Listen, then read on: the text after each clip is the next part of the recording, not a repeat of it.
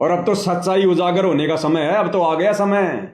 अरे अब तो 90% परमात्मा का मिशन खत्म हो गया, 10% बचा है। जब 90% में परमात्मा ने नहीं बैठने दिया तो 10% में क्या बैठने देगा। अब तो ये 2026 ये परिणाम का समय है, ये परिणाम का वर्ष है। जिसने जैसा बीज बोया है अब वैसा ही फसल काटेगा। जिसने जैसे कर्म कुकर्म किए हैं, जैसी मर्यादा में रहकर भक्ति की है, वैसा ही उसके सामने उसका परिणाम आएगा। अब आएगा रिजल्ट का समय है, ये 2026 रिजल्ट का समय। तो ये एक साल भाई और बहनों बहुत ही अहम है। इस एक साल में और जितने ज्यादा कुकर्म आश्रम वाले काल प्रेरणा से करेंगे वो करेंगे।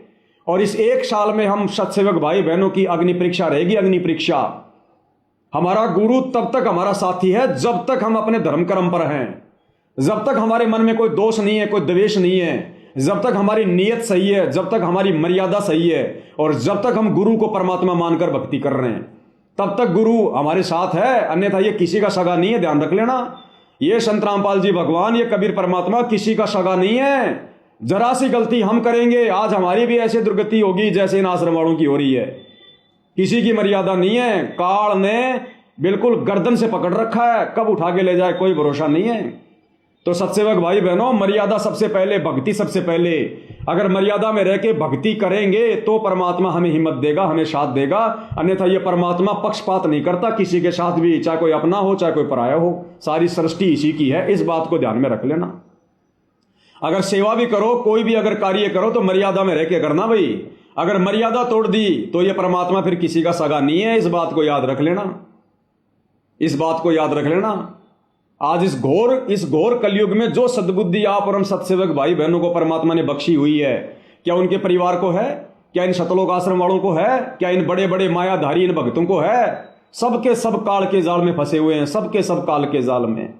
इनकी हालत तो वो हो गई जो परमात्मा कहते हैं ना कि शिकारी की जाल में फंसे हुए हैं। शिकारी लेकर जा रहा है और फिर भी कह रहे हैं शिकारी आवेगा, जाल बिछावेगा, दाने डालेगा, हम दाने खाएंगे नहीं तो जाल में फंसेंगे नहीं, और सारे जाल में फंसे पड़े। तो दुनिया को तो ये उपदेश दे रहे हैं भक्ति कर लो, काल के लोक से मुक्त हो जाओ, और खुद ये सारे के सारे शतलोक आश्रम वाले सतगुरु रामपाल जी का परिवार सारे के सारे काल के जाल में फंसे पड़े हैं। तो भाई और बहनों, आप और हम साथ संगति से जुड़े भाई बहनों पर गुरुदेव भगवान की असीम रजा है।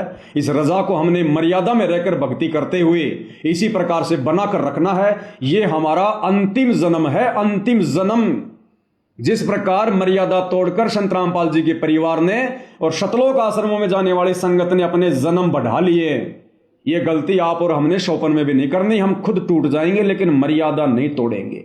ये हमारा बिल्कुल एक वो होना चाहिए नारा कि हम टूट जाएंगे लेकिन मर्यादा नहीं तोड़ेंगे।